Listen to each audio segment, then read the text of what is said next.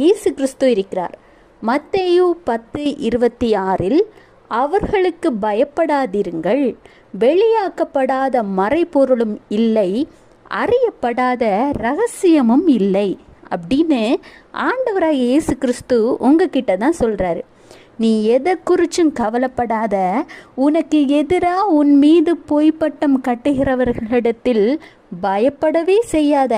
ஏன்னா உனக்கு எதிராக இருக்கிற அந்த மறைப்பொருளை, மறைந்திருக்கிற காரியத்தை ஏற்ற நேரத்தில் ஆண்டவராகிய இயேசு கிறிஸ்து வெளிப்படையாக்க போகிறார். அந்த ரகசியத்தை உலகம் அறிய ஒரு நாள் ஆண்டவர் வெளிக்கொண்டு வருவார்.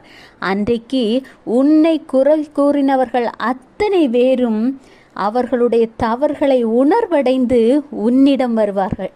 கவலைப்படாதீங்க, சந்தோஷமா இருங்க. Have a blessed day. Jesus bless you.